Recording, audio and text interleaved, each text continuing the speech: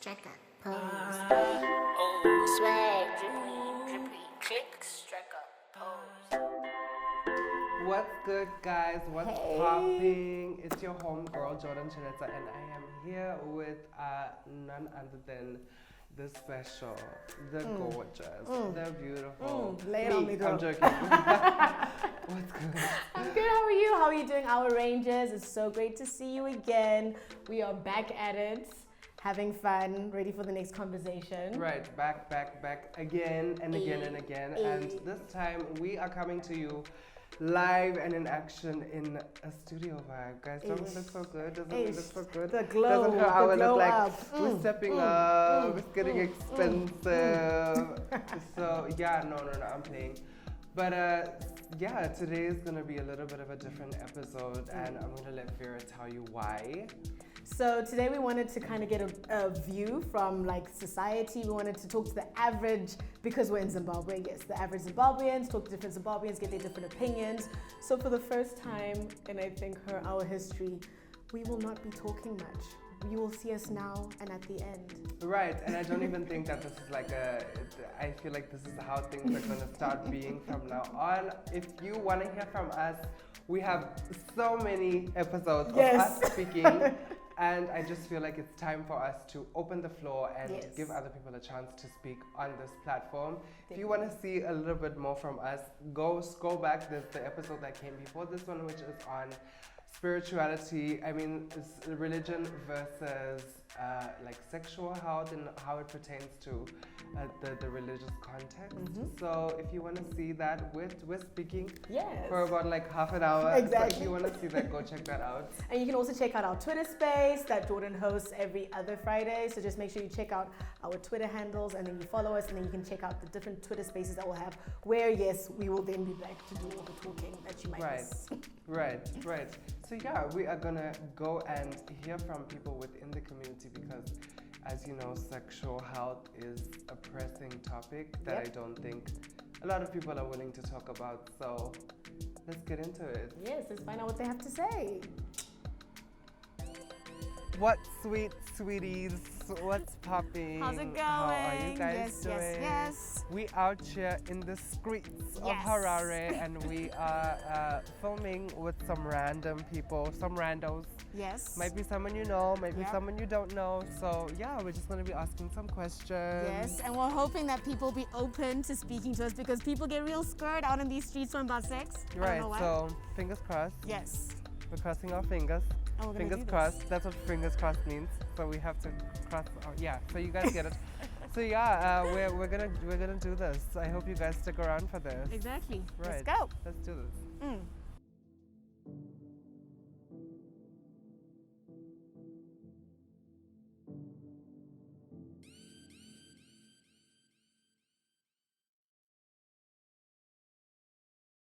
Hi everybody. As you can see, I'm joined by this beautiful lady in her very beautiful dress.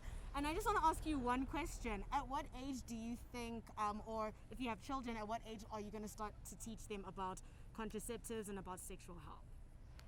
Well, I think that's a very important question, and I think for me, I believe as early as 9, because I think these kids are getting very sexually active very early. So I think for me, as soon as you realize that your child is of an age where they understand, and for me it's between 9 and 10, because I think later on it's already late. Is this for both genders? Yeah. All right. No, I don't believe in differentiating between genders. All right. It's the same problem for both genders. So. All right, great. Thank you so much. Thank Have you. a great weekend. I'm Soneni Annabelle Shatwayo. I am based in Harare. I work for Wired to Love and Thrive as a crisis intervention manager. Hi, this is Vincent, live from Motor Republic, repping the 263 from Harare. Zvakare ndobva kuBoera, Manikaland. So yeah, I mean, happy to be here. Let's talk more. And for me, it was at school. I think where you get sexual health advice from it's difficult to say, especially in Africa. And well, it's actually the world. It's a bit of an uncomfortable topic, especially for parents nowadays, 21st century parents. I think there's the movement of your body is your body, do what you want. It's just, it sometimes leaves room for people to not educate their children. Sometimes you need to sit down with your daughter or your son. Son, it's time to go and get circumcised. Daughter, don't play with guys, do this, things like that. It's an uncomfortable topic.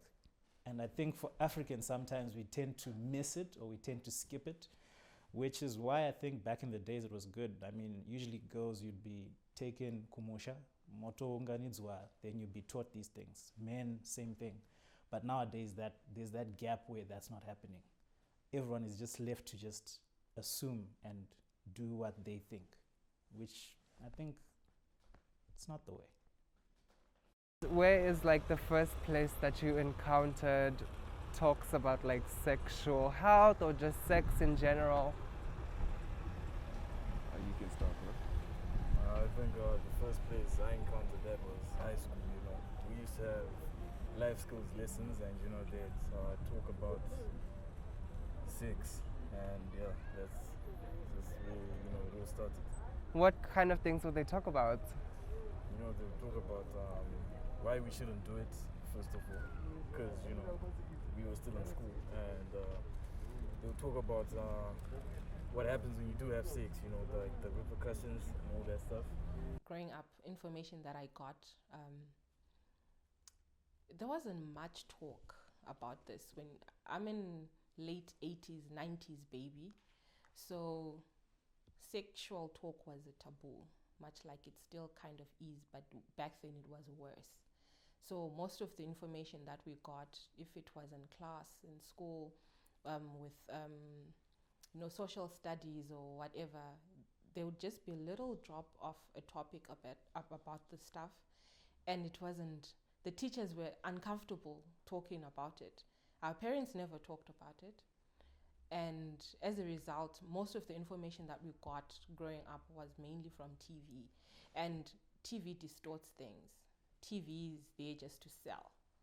So it's very likely that what we learned younger when we were growing was just stuff that was distorted. At school, actually. Right. Yeah. Okay, from your friends or Yeah, from teachers? From like everyone, teachers, friends, and all that. My views on accessibility to contraceptives in Zimbabwe. Well, I'm not too knowledgeable about it, but I think maybe in the urban areas, it may be slightly more than they are there in the rural areas. So it's definitely something that needs to be looked at. I mean, everyone needs equal access to contraceptives. I mean, a woman's body is their temple, so they should have the right to do what they please. If they want to get pregnant, if they don't want to get pregnant, that should be their right to choose. So I think accessibility is one issue that needs to be tackled, especially in rural areas. Yeah. But accessibility is a whole other issue to speak of. For example, we know like HIV testing, STI screening, cervical cancer and everything. It's something that has been widely talked about, awareness campaigns and everything. We see non-governmental organizations going out there to give services in different places and remote places. But in terms of how easily accessible it is, then that is where the problem then arises. For example, there's a rural person and there's a person in the urban setup. For someone in the urban setup, they can walk into a pharmacy and they can buy a self-test kit and they can buy a morning after. No questions asked, they just go about their way. So with the rural setup, we only have like everything is centralized. You have one clinic and you have a young teen who wants, say, maybe screening for STI, or they want to get free condoms. You get to the clinic, lo and behold, the sister in charge is the deacon at church, and this teen is the youth leader. How do they then say, I'm here, I suspect that I have a rash in my private part and I want to check if it's anything to be worried about? Or how do they say, no, I'm here to just pick up condoms? How then do you What guarantee is there that their right to privacy is not going to be infringed? What guarantee is there that a sister in charge, when they become deaconess at church, is not going to preach about it on Sunday? So already that shows just how difficult that accessibility then becomes. We talk of these NGOs that come to give these services, talk of free medical male circumcision, for example. We'll have an organization go to Binga. They trained people for that specific service.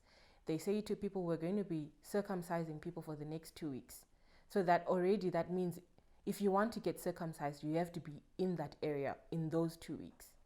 If you're not there, then you've missed it. If you then want that service, then you have to travel further, or God knows how many buses you have to take to get that service. Already that there's a disconnect to accessibility.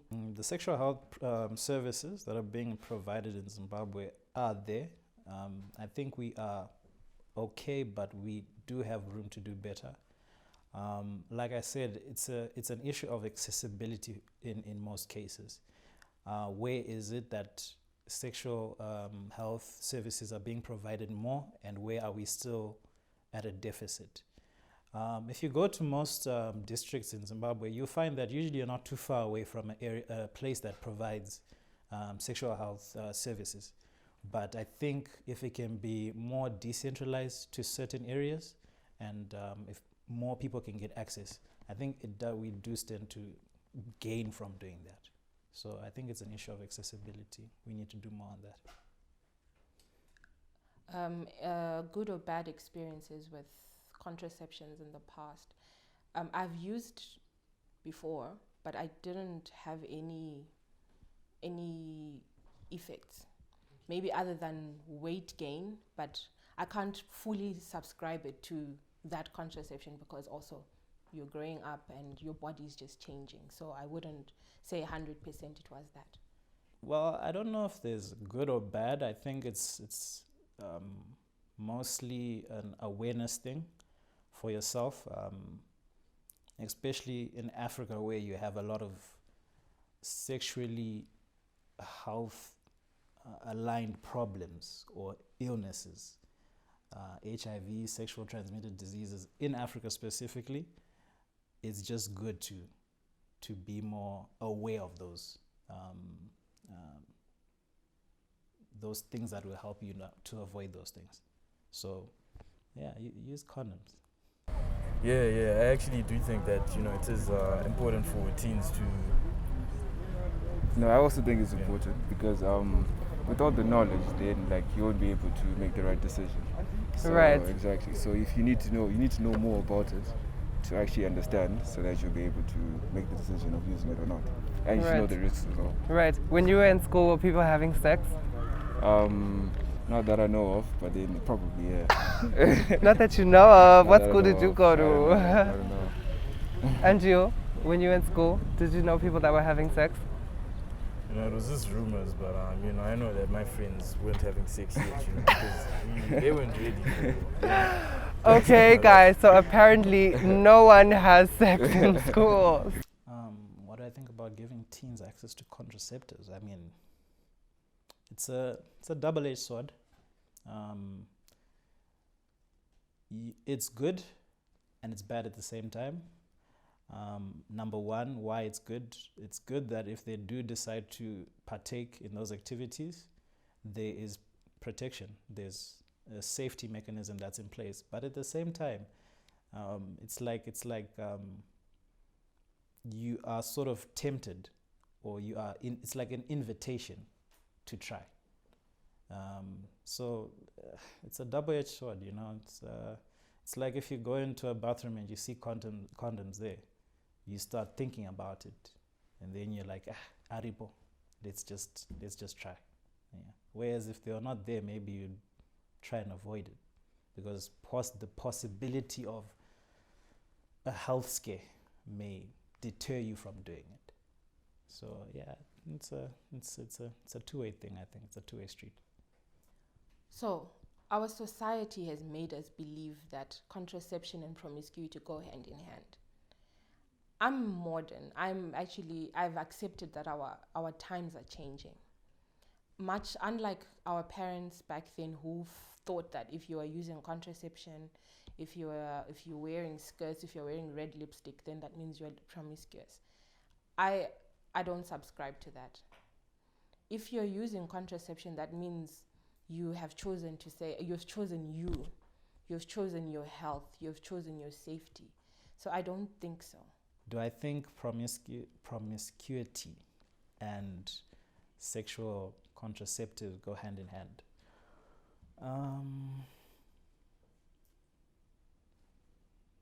Well, yeah, I mean, to some degree. I don't think necessarily you can say it is as well. I mean, it's a choice thing. There are people who engage in sexual activity without any form of contraceptive options. But then there are people who do. I guess in that case, you would have made a choice to use. So I think it's a matter of choice than it is that they go hand in hand. Craziest myths around contraception are that if you use contraception, you'll never have children. Yeah, I think that is really crazy. I think earlier I'd said it that contraceptives is mainly thought of as a woman issue. Just now, when you had mentioned it to me, did I know that there are male contraceptive options? Yes, but did I know them as contraceptives? No, I did not. The terminology is one issue that's a myth to people. So when you say vasectomy, people just say it's a vasectomy, but it's not really known as a contraceptive. You see, so that's I think one of the myths about it. Another one is that do women have a choice in terms of what they can do with their body? You see, you find that in some societies or cultures, sectors of groups in our country, a man may marry 10, 20 women, and the thought about contraceptive options is probably the furthest thing from his mind. Maybe to him, a woman is there to do a specific job. So that's a myth as well, you see. So there are many myths. I mean, I think that need to be discussed about.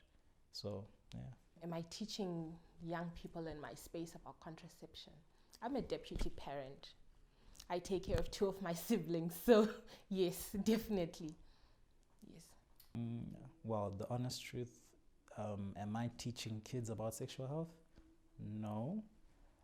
Do I wish I could do more? To a certain degree, yes. It comes back to that issue I was talking about of it's an uncomfortable topic. And I think at this stage, we've gone so long without teaching future generations on how you talk about it, that at this stage, it's like everyone tries to avoid it. So I think we're suffering from generations of not passing on that mantle of how do you teach younger kids on how to talk about sexual health problems or issues. Yeah. Did you know that like the pull-out game, you know, there's this pull-out game, whatever, is a form of contraceptive? I actually don't know about the pull-out game. Right. Being a contraceptive. But I guess it's not something I would know. I would actually not know. Yeah. Right. Okay, perfect. Thank you so much. No. It depends. Is your pull-out game weak or is it strong? That's the question right there. But is it a form of contraceptive? No, I didn't know. It's just an action to me, or that I thought it was an action. But I guess now that you say it, yeah, I think I can consider it as such. Like I said, it depends on the society nowadays. People feel like these topics are a bit weird to talk about. I mean, could you imagine you sitting down with someone who's like Gen 50, 60, talking about something like pull-out? What do they understand about it? Even children nowadays, they know it, but they may feel so uncomfortable talking about it. But I think it's something that needs to be discussed on. Are these things that are, should we talk about these things in a comfortable manner? Should we talk about these things in a closed room? What defines what we can talk about in terms of contraceptive options? This one, I'm behind the camera right now, or I'm in front of the camera. It was a bit scary to engage in that question, you see. So those type of things, yeah. The laws surrounding abortion in Zimbabwe. Abortion in Zimbabwe is illegal. However, there is an exception to the rule. The laws state that if a person has been raped, maybe a minor, and they've been raped, and then they fall pregnant because of that act, they can abort. Or if a person falls pregnant and that pregnancy is causing more bodily harm to them, they can be allowed to abort.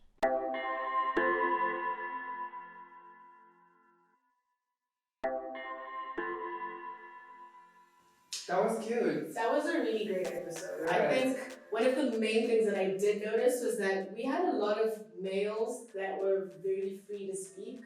Yeah, male dogs. Hey, women, why don't you want to talk about sex though? Like, I want to understand. Like, let's have another discussion about this. But anyway, I think it was a really great episode. I think, well, I learned quite a bit. I don't know, Jay, did you learn anything?